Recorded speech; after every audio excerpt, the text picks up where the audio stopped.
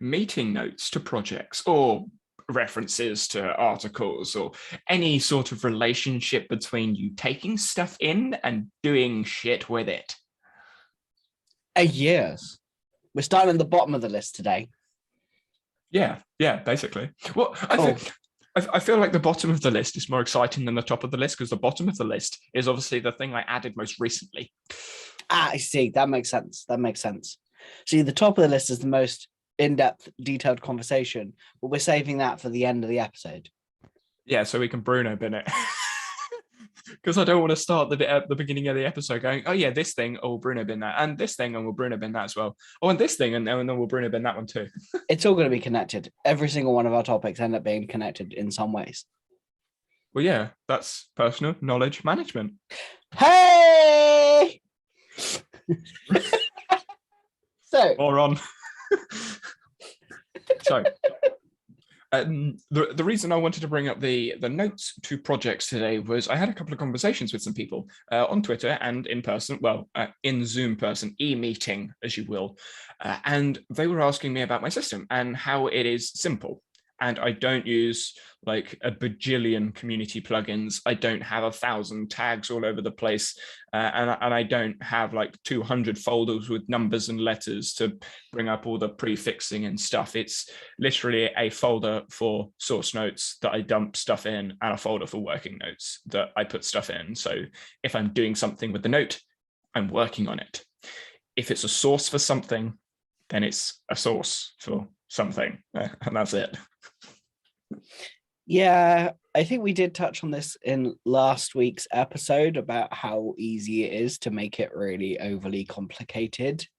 And as we've said multiple times before, it's so much more, in terms of creating content, it's more fun to do the complex stuff because people get overexcited. And they're like, oh, look at how amazing this is. And it's the skill showing off. And it's this is what you can do. This is me showing what I can do so that I sound like I know what I'm doing. And often when you're teaching, the aim of your like content is to show about Obsidian or Notion, it's better to just show everything when really if your aim, it depends on what you're aiming to do with your channel. And I think that was the thing that pulled me back and forth when I was building mine before I just let it die where it is now. Was around, I actually want to talk about this, but everybody wants a bit of that. Yeah. So the reason I got all sort of like, oh, that's a really good point, is because some of the research that I'm doing at the moment for one of the videos that will be going up on my channel probably in like 3 weeks, because it's a complicated topic, is meta-ignorance, hypocognition, and the concept of reading around information. So long story short, if people don't know, what they will try and do is use information that they do know to figure something out, even if it doesn't exist. So people still say that they understand something that doesn't exist because they don't know about it and they can guess. They can make a read around guess of what it is.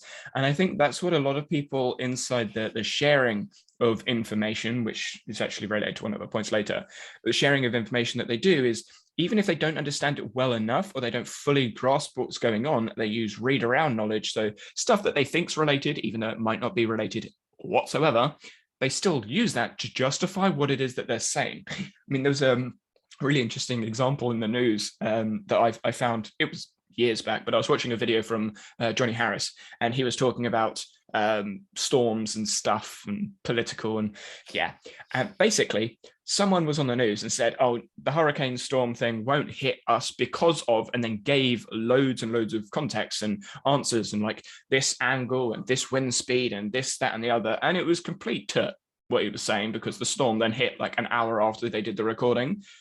But the person was adamant. They were confident. They knew what they were talking about because they had read around knowledge to say, yes, this is true. This is the thing. This won't happen. And they were just completely wrong. And I think a lot of us do that, whether we know it or not. Like I probably do it as well. I haven't been in the sort of like the receiving end of the, oh yeah, I justified myself by something that was just completely false. I haven't been like that, or I haven't had that experience in about 5 years. since my undergrad because of the amount of reflection that I do with the things that I have. But all of us fall into those holes. Yeah. Yeah. just yeah. Just yeah.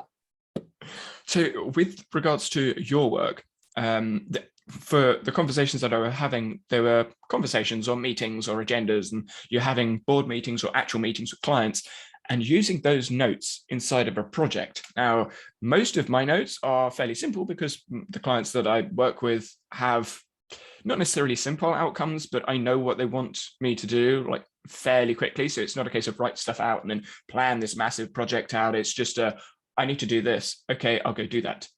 How do you work with more complex, fleshed out notes for conversations? Do you have them, and how do you work with them? Because I think that'd be useful for people to hear.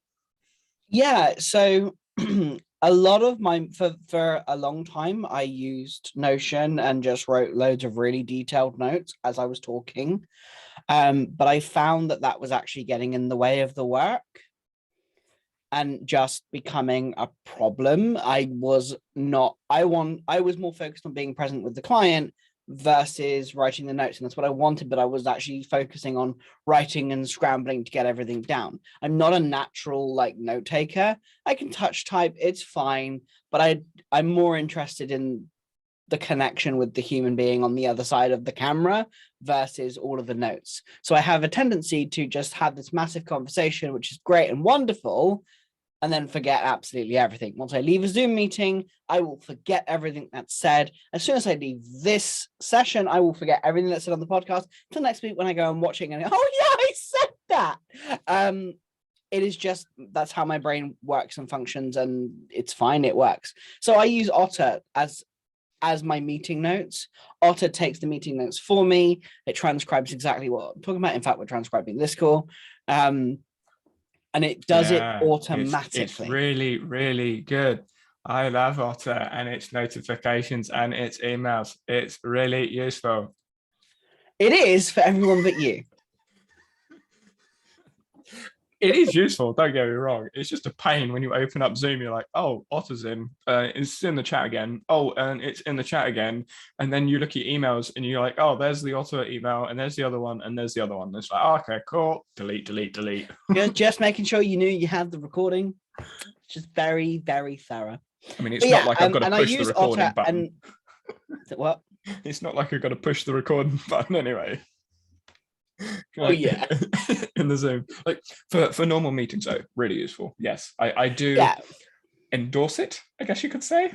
Endorse it. Oh, thank you for endorsing that point. Thank you. Yeah, so for me, I start with Otter and then I go into the Otter and they have like these little meeting gems, and I just scan through and just go, okay, this is a point, this is a key point. I know most of the time towards the end of the conversation is where this is what's going to happen, this is what needs to happen. I structure my calls like that. So at the end, I just can scroll down to the bottom, highlight the pieces that I need, and they become meeting notes, and I put them inside of Notion, inside of a task that I relate to the client. I don't normally relate it to a project. I normally relate it directly to a client for me. But recently I've started, on top of making the notes, like having the recording, I do still make very small notes, but more on the really like, oh, I need to really get that right now. If it's stuff that I need to remember and come back to at the end, then I'll just put it in a little section I have in the Notion template for meetings, just to actually have that out. And often I make meeting notes before the call as well. So if they've done an onboarding form, which is often what happens, is I put those notes in. So that I can gather all of the information from a previous call that they've had, if they've had a discovery call and then they're going on to an intensive with me. I have all those notes. I create those pre-call. That way I have all the information in one single place, so I don't have to think about it, because then I can just be in the call and talk about that there. So that's how I use meeting notes and how I relate it, not to projects, but to people, because that's kind of the way I work. Yeah, totally understandable. I'm curious with regards to the notes that you've taken. Obviously, you're taking them in Notion. Do you And like, how often do you use them over and over? Like, if there's a frequent issue that appears in multiple meetings, I assume you're aware of that because you've done, like, you've had to rectify it in some way multiple times. Do you use the source notes at all, use the meeting notes to say, okay, this is a problem we're consistently seeing, and then try and figure out a point? Do you go through them? Yes. Or is it just yeah, so they are there for when I need them. I don't purposefully go back, but often I know that there is something that's been said multiple times, and then it's kind of okay, let's see what's coming back here. Often with the people that I work with, it's often they've said one thing and they've changed their mind around how they want things to be, especially when it comes to building Notion systems. And the clients that I work with aren't in the space aren't in the PKM space, aren't in the productivity space. They're just business owners who want to get their stuff together. And so as they develop their understanding of how they work, which is one of the core principles of building Notion systems for my business, is the context first, and then it's the building. As we develop it, one of the big things that come up is that, oh, I don't like this. Why is it like this? Oh, this is why. It's connected to this and this, because that's what you want, and this is how it's supposed to be. If you need to change that, let me know, and we'll have another discussion. And as their context shifts, it kind of the notes develop along with them. Cool. Yeah. I mean, it's just, as someone that doesn't take notes on meetings very often, because most of the notes that I take inside of meetings, I create the note in my head anyway. It's not like something that I'm not taking something from the person I'm talking to. Most of the time it's like, oh, I need to do this thing, or it reminded me of something that I already have in my notes system that I'm going to explore. Yeah. Oh, okay. Or I note it down in the sync vault that we have so we can discuss the interesting things in the podcast. Yeah. And I also think for you it's a little bit, I think you, if I'm not mistaken, you don't have very many calls nowadays. I have a lot of calls. Not paid calls. Yeah. Okay. Yeah. One day we'll go back there. the business person in everyone that apart from me is like, what? Yeah. Because obviously I have my 15-minute friendly chat link, and I have loads of calls with lots of different people, mainly Obsidian questions, but some of them general productivity questions. And a lot of those calls they have a problem, they know what the problem is, and they just need a very quick answer from someone that can like give them an actual response, rather than going into the forum and waiting for someone to respond, and then you need to give a little bit of context, and it becomes a bit of a hassle. Instead of being just a 15-minute chat, it becomes this like 2-hour conversation that you're going in and out of. They just want to, hey, help with this thing. I do, and then we're done. Yeah. Well, they could just join your Discord, Patreon. Well, yeah. I mean, but again, joining the Discord, it's still this somewhat asynchronistic communication, because they send a message, then I need to send a message, and then they send, and then I send, and it becomes a long thread. Normally it's sort of like 15, 20 messages, which you could do in a conversation, but you don't get the tonality of the voice, you don't get the confusion, you don't get the visual cues from the person speaking as well. Because sometimes when people say something on a call, I'm looking at them and I'm like, I don't think that person really knows what they've said. I think they just use some buzzwords. Now, if you've been on one of my calls, it's just the way that my brain thinks. But when you say something, sometimes from my experience, if you're in the space, a lot of people that contact me, they're new to the space. Like, I've been using Obsidian for a week, 2 weeks, 3 weeks, or I've been using Obsidian for ages, but I'm now getting this atomic notes or Zettelkasten, or they've come across some piece of jargon that overcomplicates PKM, and they're like, explain it. And those sorts of conversations, I can tell if the person knows what they're talking about or not when I'm watching them. When I'm reading words, it's very hard.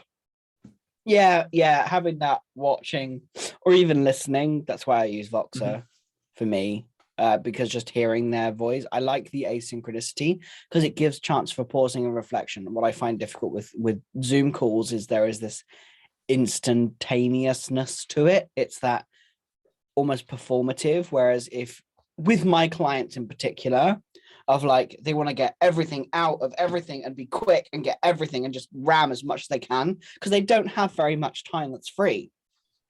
And so often they're kind of ramming every single thing in instead of taking time to pause, reflect, and think before they respond. Because often what happens is that, oh, can you do this now? Oh, can you do that now? I do it. I don't like this. Change it back. It's like, that's a problem when you have to keep changing things back and forth, back and forth.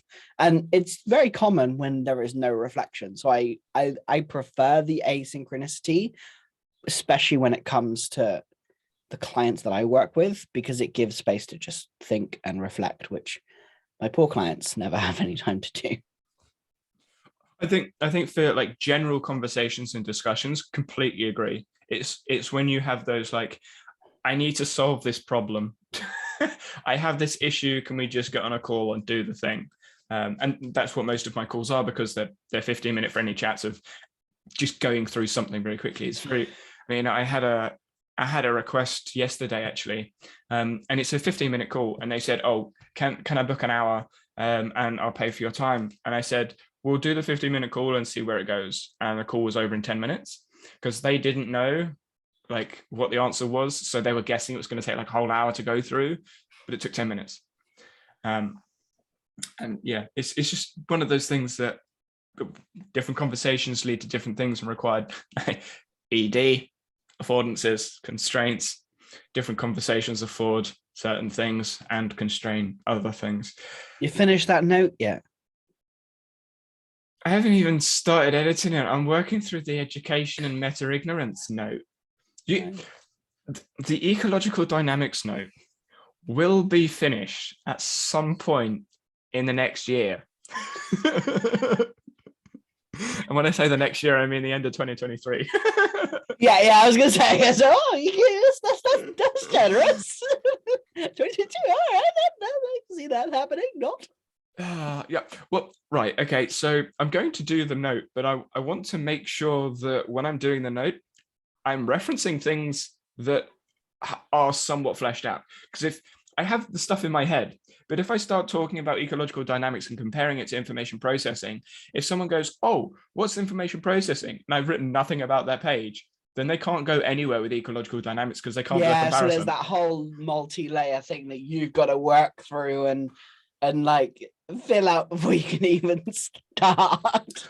That's why I haven't done the friggin' video, because I'm like, as soon as I say ecological dynamics is different from information processing because of indirect and direct perception, I'm going to lose 99% of the audience because they don't know what perception is, what direct perception is, what indirect perception is, and then how that differs with the processing or not in our brains. And then when we talk about processing in our brains, is that extended, embedded, embodied? Like, what sort of processing are we talking about? I've done the extended cognition note, so that's fine. But yeah, and it's about just time.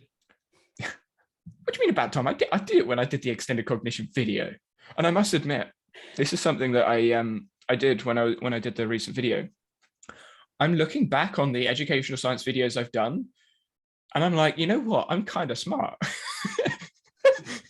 Like when I do the videos and write the scripts out, I'm learning about it as I'm going, because obviously I'm exploring different elements and areas, and I grasp everything before I explain what's going on. I make sure that I can explain it, but I'm watching the videos and I'm like, yeah, that's how I would explain it right now. But it's not, because previous videos with Notion, I would explain how I did something and then I'd watch it back and go, nah, it's not how I would do it now anymore. Whereas with the videos that I've done in educational science, there is very little that I would change because I did my due diligence in the research beforehand. And I'm watching the videos, I'm like, yeah, this could be I guess to use a creator's term, an evergreen video, because there's just so much research. And because I've done the note on extended cognition and retrieval practice, if anyone wants to question it, I'm like, just look at the note and you can see there's like 100 references there. Yeah, it makes me feel good when I look back and go, actually, you know what? I do have a brain. Yeah, and I think there's something to say with the apps as well, of like they're always changing, and so nothing is ever truly right or done or finished or complete. Whereas the topics you kind of do now very much are there there's is some no, grounding to it. And there's like, I was it's going to less, say there's no actual answer. It's yeah, like with tools and apps, you feel like there needs to be like an answer. Information processing, best approach. You feel like, oh, there's the best, most effective, productive way of doing this thing. And the topics that I've covered like sporadically in the past and what I will be doing more of in the future, they aren't answerable. yeah, Like it's a discussion of, this is a theory, this is a hypothesis, this is an idea, this is what supports it, this is doesn't support it, this gives like some empirical evidence, but you could pull it apart like this and move it in that direction like that. So it's the video isn't a, this is the best way to do the thing. It's a, this is a thing you may want to have a conversation about and just challenge yourself about. And the recent video I put on my channel, which is me starting something new, explores that a little bit and sort of says, I don't want to give you an answer. I want to give you the choice to say, yes, I want to follow this route of learning, education, this hypothesis, this way of thinking, or I don't. And some people don't get that choice. And I want to give you the choice with all the science, which means it's going to be a lot of choices to make. And a lot of people will say, no, not going down that rabbit hole, which is fine. But at least they've made the choice rather than just ignoring it because they didn't know they didn't know. Yeah, it's kind of, I wouldn't even call it a choice. It's more of a decision, which sounds splitting semantics, but there is a real different depth to a decision because you're cutting something off. It's like, I'm going this way. This is where I want to. I think were we talking about this on the podcast? Off the podcast? Yeah. It's the red pill, blue pill kind of thing. It's like, once you go down, that is it. Once you go down in this, you can't go back. You cannot go back ever again. And I love that. Yeah, it reminds me of, Dunning, David Dunning did a presentation in 2019, I think it was 2017, about hypocognition. And he was talking about, like, he had never consciously been aware of the heat of someone else when you sit on a chair that someone else has sat on. Apologies for people that haven't had this experience because it may feel uncomfortable to you now, but you can feel the heat from the other person. Some people aren't consciously aware of the heat from the other person because they just mask it with their own body heat. But when you're told, oh, yeah, there might be heat from the other person, you then become aware of the heat. And you can't not, because you now know it might be from the other person. You can't not know about it. And David was saying that he actually feels uncomfortable now when he feels that heat, because like he knows it's someone else's. Whereas before, when he didn't know that, he was just sitting down wherever and he was fine. But knowing the thing made him question it every single time he felt it because he was now aware of it. And that is the epitome of the red pill. You know it, so you can't not know it anymore. Yeah. Yeah, and it's like, for me, because I'm very early days in ecological dynamics, but now I've taken the red pill and started playing in that area. I'm like, oh shit, this is this. Oh, these crazy notions of mine are basically ecological dynamics. That's why there's no answer. That's why it's really hard to market. That's why it's really hard to even speak to anyone about, apart from people who know, who are in the know. Who've taken the pill. Who've taken the pill. Yeah, I mean, I was talking to someone else during the week who's also in educational science, and they were unfamiliar with ecological dynamics, but familiar with traditional educational science. And their research is in, actually, we've sort of spoken about this previously, but their research is in teaching, like traditional teaching and education. And they had no grasp as to why sports coaching had anything to do with educational science. After a couple of minutes, they were like, oh, actually, oh, yeah. And it got towards the end of the conversation where they were realizing and recognizing that a lot of the research they were reading was sourced from sports coaching fields. Like they were sourced from high performance, from tennis, football, rugby, American football, basketball, etc., and performance training. But the research happened in sports coaching. Then teachers got hold of it like 10, 15, 20 years later, and then they did some stuff. And then when it became a thing in teaching, like 40 years down the line when it was first not discovered, but started being researched, it's actually applied. And most people are on that 40 years bandwagon. And sports coaching, ecological dynamics has been, I would say, popular in the last 10, 15 years in sports coaching. So I reckon give it another 5 and teachers may start doing a bit, and then give it another 20, and then it may come onto YouTube. That's how the research seems to go. But ecological dynamics applies in a lot of the conversations people are having around neurodivergence, around differences in learning styles, around a lot of the problems, quote, quote, problems people have with learning, or issues they have with the education system, which isn't technically the, like, people moan about the system, and it's like, it's not the system, it's one element of the system that you don't like. So you're oversimplifying the problem.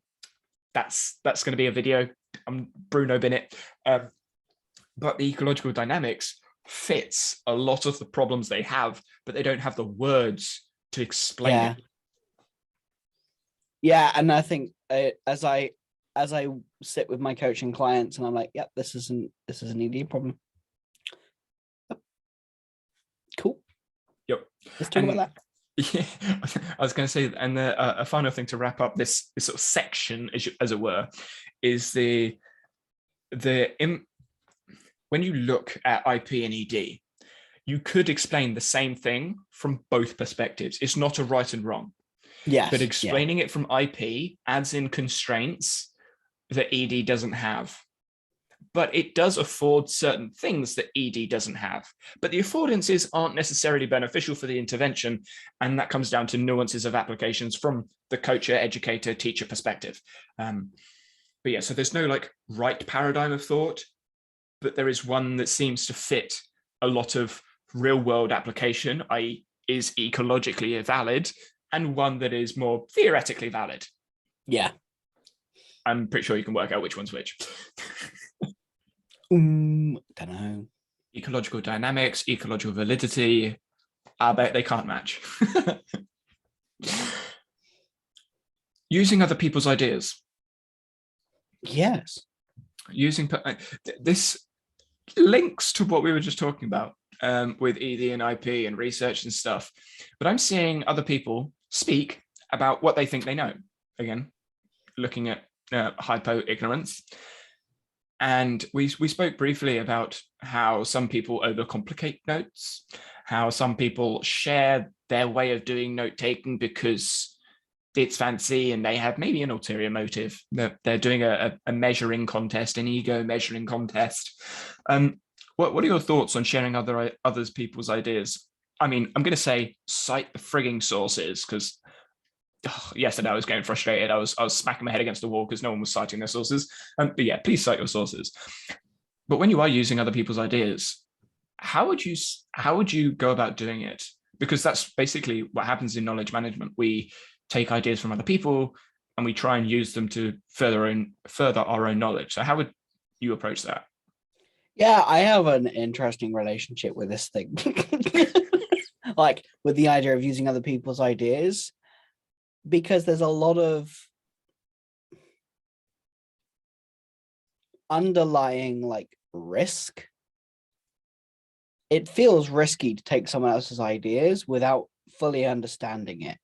And I think that's often what happens is it becomes tricky to take an idea and then you take it in the wrong direction, which completely loses the whole entire nuance of the idea if you don't grasp the entirety of the idea and you don't spend time kind of putting your arms around it, so to speak, and going, this is what this is where they're coming from, this is their context. I think that is kind of an important thing that's really not easy to do or define, because how do you know what you don't know, etc., all of the lovely pieces of our brain. For me, using other people's ideas, I have been really cautious because in the business world, there is a lot of people just stealing ideas and regurgitating information. And so people are very hyper vigilant. But there's also a limit to information. And so there will be ideas that are very similar. Just look at the Notion template space. Everyone's creating the same darn templates now. They are basically the same systems, just with a different something OS in front of it. Yep. And I mean, on that, I think fundamentally, all of those are the same thing. They're a database with a couple of properties in. Like, I wouldn't say there is that much difference in them. This actually relates to a talk I heard from Maggie Appleton. She was talking about programmable notes. If you're interested, I can send something over. She tweeted about it, so it's probably on her feed at the moment. But yeah, it's a YouTube video, but it's a presentation, and she speaks about programmable notes and people being block-based now, like moving block-based in apps. And I'm like, yeah, I see the pros, because you can have a somewhat universal sort of like toolkit or skill set to move across apps. I get the pros. But when it comes to like the actual use of the tool, there's constraints, and the constraints are the blocks you can use. And if people can't see the affordances of all the other blocks, then they won't use them. Notion has loads of blocks. And she said, she used Notion as the example and said, Notion doesn't have that many blocks when compared to the developers like library. I'm like, yeah, cool. But how many people actually use Notion's blocks? Like, does anyone actually use the embed blocks? Like, hardly anyone uses them. And then when you look at the databases, does anyone actually go into a database and add in the different database blocks, or just add in a new database and then just change the name or the view? Like, yeah, they just use the blocks that they know what the affordances are. They can see it and go, oh yeah, I can do that with this. And that's how they work. Yeah. And that's the thing is I loved block-based. Note the past tense there. I loved block-based because it allowed me to just reorganize my ideas in my head when I used to write in Notion. But even I'm like, yeah, no, they're getting in my way now. There is a limit to the block base if you don't know what you want, or if you're, I think for people who are just jumping into Notion, the blocks are kind of confusing as well. I think this is something that Obsidian does quite well, because like some people don't like Obsidian because it's not a traditional outliner. Now, I don't like dealing with semantics, but I think it is an outliner. It just has some features that some outliners have, but you can use a plugin for that. Okay, you don't like how the UX works, fine, build it yourself.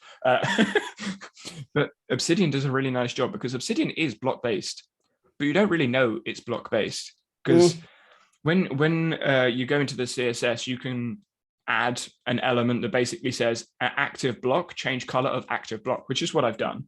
So I know where my cursor is rather than have to scan through the whole frigging page. But it is block-based because you can move an entire block up and down, but it doesn't feel restrictive at all.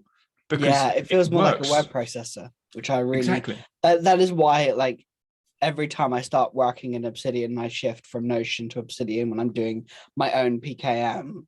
It's like, oh, this is so refreshing.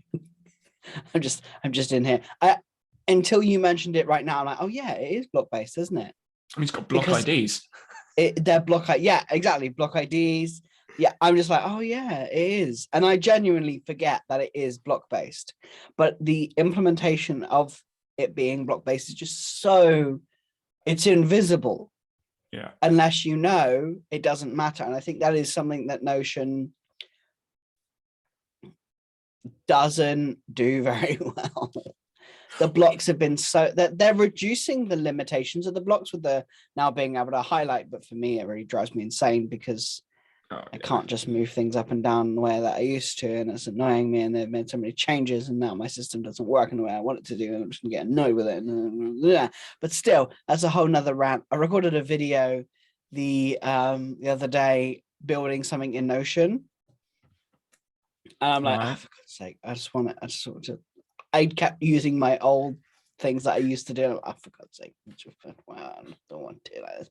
Oh yeah, I've got to do that, this and that. And I think that really does bring up quite an important point, which was not even on our list. But it's like, if what you do relies on your app staying the same, there is such a risk when things change, because there is that, when you get competent at an app and then they change everything, you have to relearn everything again. And I think that's where Obsidian, and like even just your system of like Obsidian and Morgan, and are you still using Todoist, or are you just using Morgan now? All Morgan, everything's in Morgan. So literally it's Obsidian and Morgan. I think that is where the strength of that system comes, instead of the advanced complex systems that are often promoted these days, of like, if either of those apps update, they are subtle and they do not influence your system. And I think that is where productivity needs to go for it to be sustainable for business people. The reason why people still use Microsoft Word, why they use the tools that they use, is because the updates almost never. That's what I was thinking. So I was having a conversation with a little bit of context here. I play football, not soccer, because that's not a sport. I play football. And the manager of the team is an elderly man that is not technically savvy in the slightest. I'm not exaggerating when I say it took, so there's loads of people on the committee, but one of the committee members had to run him through emails and email labeling. It took them 55 minutes to create a sub-label inside of Gmail. 55 minutes to go add label, type something out, and then click wherever you want it to be a sub-label of. 55 minutes. He knew because he was on a phone call, like trying to explain this. And I was talking to this person, this elderly person, and they were saying they just like the basic word processor. They didn't say word processor, they just said Word, but like, I like Word because I can just go in, I can type stuff, and that's it. And he uses Excel, and I like Excel because I can just put the stuff in the boxes and highlight stuff. And it's really simple, it's really easy, and I know what's going on. And when I think about those two things, he uses a calendar as well. But when I think about those two things, that is the fundamental base of like every app that we use. And the further we go away from just typing or just putting numbers into boxes, the further we move away, the further away we go from the general population and how we can actually use the tools, because of the ability of each person to use tools. And I'm like, oh yeah, so let me have a look at the apps that I use. I don't have a database app apart from Excel, which I use for finances. And then I use Obsidian, which is literally just a word processor. And that's how I explain it. It's a word processor with fancy buttons. Yeah, and I think that is something that is missed in this space. Really, really missed. So as of the time of recording, I'm going to be running a workshop from Monday on building a resource manager to track all the resources that business owners have, because we have loads of stuff. You know, it's kind of like a mini PKM, but it's not. It's PKM for business owners. And one of the things that I'm really pushing is it just doesn't matter what app you use, because it really doesn't. It's like, if you don't know what app to use Google Docs or Google Sheets, because both of them are perfectly capable of ensuring you can keep track of your resources. Is it simple? Yes. That's the darn point. Even when you look at the biggest businesses, the biggest companies, and some of the most productive people like in the world, they use Google Docs. They use their notes app on their phone for ideas and stuff. They don't have all the backlinks and fancy buttons in their systems. Could the fancy buttons help them in some situations? Yes, but do they need it? No, they've got to where they are now already. And moving a little bit onto our other point about linear hierarchy and having a non-linear process.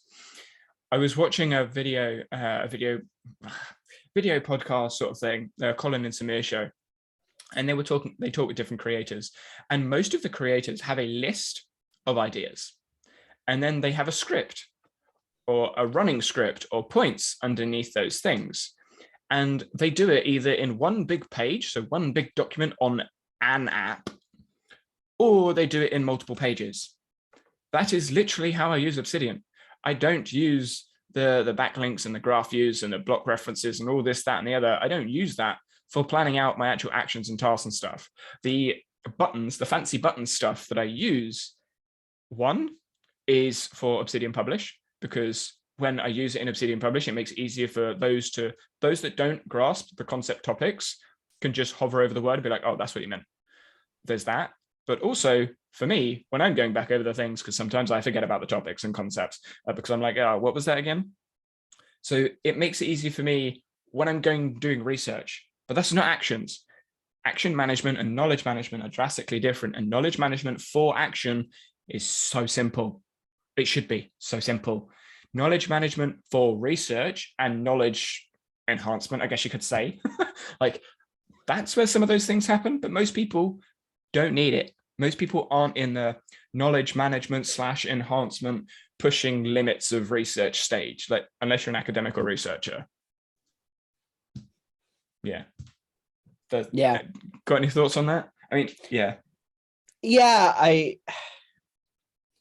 saw you nodding and I'm like, you're just going to agree with me again.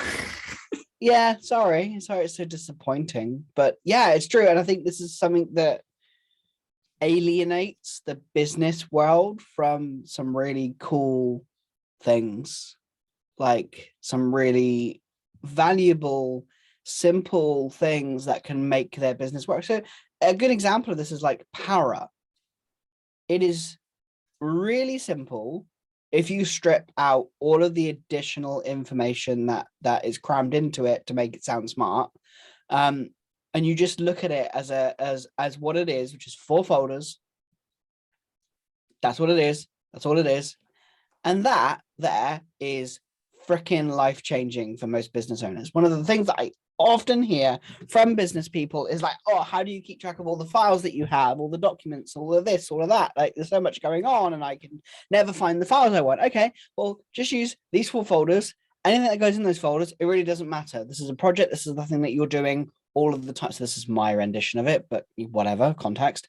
Like, projects is the thing that I'm touching most of all. I am always in here. I'm always doing things. It is active. It is moving. It is always in motion. Then archives are stuff that I'm not going to touch for a while, that is kind of static and staying there for a long time. And I don't really need to see it ever. If I want it, I can go get it, but otherwise it just stays there. It's not a bin. It's an archive.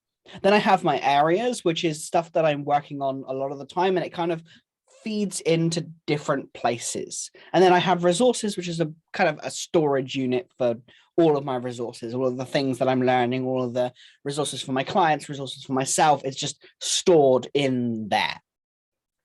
That's it. That is super simple. But no, we have a 5, 6, 7, 8 page document teaching you how to do Para, and then you have to think about code, and then it's like the whole thing is really good. I love Para. I think Para is brilliant, but it's been overcomplicated to a degree that is just not usable. And there are so many constraints that are forced in, and like, oh, you have to think like this and like that, like this, like that, like this, like that. Oh, I looked up this. I've had a client come to me. Oh, I looked up the article by Tiago Forte, and this, he says this, and this. I'm like, yeah, he does, but you don't have to do it. You don't have to listen. What fits you is way more important than what the person who created, like, Para is a tool, code is a tool, PPV is an idea, it's a theory, it's not fact. And I think what happens is, and something that I'm trying to avoid doing in my own business, is saying where my theories are as facts, because they're not, and it's very much personal. And I think that is lost in this. Like, one of the things that I want to do as part of my contribution to this podcast is to remind people that it's all personal. The P in personal knowledge management. It's not a little p, it's a big P. Quote him. Yes. It's not a little p in PKM. It's a big P, and it should be the biggest part of it, but it's knowledge management. What most people do on the internet is knowledge management, not personal knowledge management. I wouldn't even class what most people do on the internet as knowledge management either. Yeah, no, I know, but I'm being polite and kind and nice, but it sucks. But yeah, like, they're just, it's knowledge fumbling. Faffing. Yeah, I was going to say faffing. Knowledge person. It's they're just faffing with stuff. They're not really doing anything. Knowledge faffing. Yes. Yeah, and I think that's really sad. There needs to be a shift in this, and this is kind of what I want to bring to this, is around that personal knowledge management needs to be personal, which means those workflows, frameworks, whatever they may be, aren't necessary until they are. Yeah, I think frameworks are useful. How do I explain this? I think frameworks are useful for people at the beginning that don't have a grasp or understanding or know where to go. They're useful as worked examples, if you want to use a term from cognitive load theory. They're useful for worked examples to demonstrate how things might work. But that's it. As soon as you add a context to a worked example, it adds a lot of constraints from the context, which is dynamical systems theory. You add something into an environment, the constraints are brought in with the system. So a framework by itself is very open-ended. You can do what you want with it, which is why a framework is a framework. As soon as you add it to a context, the environmental constraints are added as well. So when Tiago talks about it, Tiago talks about para or code, he's adding in his context, his environment. So he's also adding in his constraints. So his guidelines are built from the affordances his environment gives him. So his environment, i.e. he's got a child, he's got a wife, he's got a business, he runs an online course, all those sorts of things are constraints in the environment that allow for certain affordances. So his use, i.e. his affordances of the para, the code system, helps him with his context. But if you don't have a child, if you don't have a wife, if you don't own I think it's $1 million course. I would assume so. Yeah, it's like 6 figures. If you're not there, then you're going to have different constraints, which could lead to different affordances and a completely different system built on the same framework, though. And that's where I think the context needs to be added a little bit. Yeah, absolutely. I think in the back end of my business, I am building my own framework as a marketing tool, because that's all a framework is. Yep. How many letters is it? I haven't got to the letter. It's not letters. It's stages, because letters are, But one of the key components of my framework is context, because it's super important. What is coming in, what is going out. Like, that is something that I'm building now, is to ensure that people look at that first before anything else. Because if you don't look at that first, you do not get an answer that's going to fit. It is not personal. It is just copying what other people do. And then when it's not working, you blame the tool. The tool is the vehicle. That's all it is. That's all it's ever going to be. Stop it. A tool is not going to fix your business. It could do. No, it can't. It could do. No. Yeah. I'm going to poke a hole. I think it could do, depending on where you started. Okay. Yeah. No. Fair enough. Depending, if you don't have anything, then yes, something is better than nothing. Because I'm thinking of the old guy that I've obviously trying to help, and he has like zero system for anything, and I'm talking like thousands of emails in the inbox that he hasn't like clicked the unread button. He has to go backwards and forwards between things. Yeah, that's the sort of person we're talking about. He had zero system at the start of the season. There was no email, there was no website, there was no nothing, and he was organizing everything at once, and he was behind on almost everything. We've added in, I wouldn't even say a system, we just added in a couple of processes, and now we're getting things done in a couple of weeks where it was taking him a couple of months. And it's just, I'm going to call it Gmail as a tool. That's all we've done. We've added in Gmail because he was using like the BT website thing, like the old BT email. Yeah. So he was having to go online to go into the BT email thing. And because it's Chrome and because BT doesn't exist anymore and you have to use like going to a different email server. Anyway, there were things that he couldn't do on the Chrome, on the internet browser thing because of the tool that he was using. So we've just changed the tool very slightly. And now we can do everything that he could do in the old tool, plus some new things, and it allows everyone else to see what's going on. So we're not just relying on him to try and find an email from like 7 months ago. Okay, yeah, there is that specific, very specific context, yes.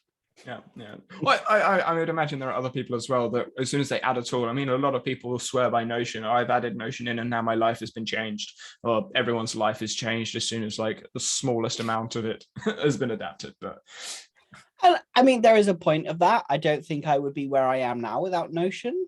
Not as fast anyway. mm-hmm. There is a point to say that Notion has made a difference in my life because it's allowed me to not only start a business doing exactly this, and that is the life-changing thing, but also from an extent of like allowing me to discover how I work and knowing that the way that I work was not quote unquote wrong, which in the business world that I was in, you had to use Asana, you had to use, Trello, you had to use these specific tools that will help you be more organized. But then when I use those specific tools, they don't bloody work. Yeah, I was going. That right there to me in my mind is you had the choice of taking the blue pill or the red pill with Notion. You took the red pill with Notion, and you went down that and you followed it. And then you had another choice, blue pill, red pill, and you followed it again. And then maybe you didn't follow it at some point. So when actually, yeah, that's a good example. When I first started using Obsidian and said to you, hey, Obsidian, it's really cool. You're like, nah. And yeah, you taking the blue pill. I was like, blue pill, I'm happy in Notion, go away. You disgust me. In the, of course, the most jokiest of ways. But then as I saw and as my contexts changed, that's what happened for me. My context changed. I was moving away from storage, and there is a tweet that I made about why I shifted, because my context shifted. I no longer wanted to just store information and learning. I wanted to do something with it. I wanted to develop it into more ideas and connect the dots and create more from what I had, which, yeah, I could have done in Notion, but for me, it was too limiting. I couldn't just get things out and I was too busy working on my system. I'm going to like take away learning out of what you said. You can't store learning. I kind of want to like. Sorry, yeah, you are very right. Yeah. It's not just you though. It's just generally a lot of people use the word learning almost everywhere, and I kind of want to like regain like, let's bring this word back and actually say it when we mean it, because people say, oh yeah, I'm learning things all the time. No. No, you're experiencing things all the time. You're not necessarily learning things.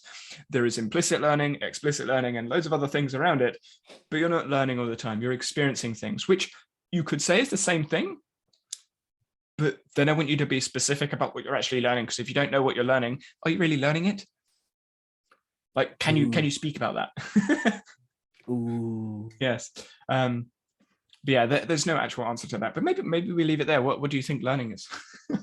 Yeah, what do you think learning is? That's a really cool, maybe we'll talk about that next week. Yeah, that could go down lots of rabbit holes. Oh yes. I'm going to go look at all conscious. I'm just going to go look at all your notes that say learning in it now, so that I actually have something to come with. Do you have a couple of months? No. I haven't distilled that page at all. Come on, Danny. Sorry, I've distilled a lot. Just come on. The learning page is going to be like 10 pages distilled into one. The links at the top is going to be like so many different things. Kind of intrigued now. Just like, oh no, it does look like. Don't open up the graph, because the graph is disgusting. I think there's like 100 or something links there, but yeah, it's just crazy. Oh, yes, it is disgusting. Yeah, it's a fairly large page. No, it's tiny, mate. It's tiny. Well, for you, it probably is. I mean, how many words is it? It's actually, it's only 10,000 words, so it's not too bad. But as a distilled page, that's kind of large. Like normally my distilled pages are around 3,000-4,000 words. So it's about twice the size of a normal distilled page. But when you look at some of my source notes, some of my source note pages, there's like 30,000 to 70,000 words in those. So, and Notion would literally be screaming at me if I had a page that long. Yeah, and that is a thing. Yeah, I'd I be don't think I could scrolling and it'd be ever. like, give me a second, just give me a second, I need to load this. I am experiencing that now just with normal stuff that I'm trying to do. Really? Just like I didn't come think it on. would fall that far behind. Maybe I am just way more impatient now. Because you're used to Obsidian and it being like Because I'm that. used to Obsidian, I just open it and it's done. There. Thank you very much. Goodbye.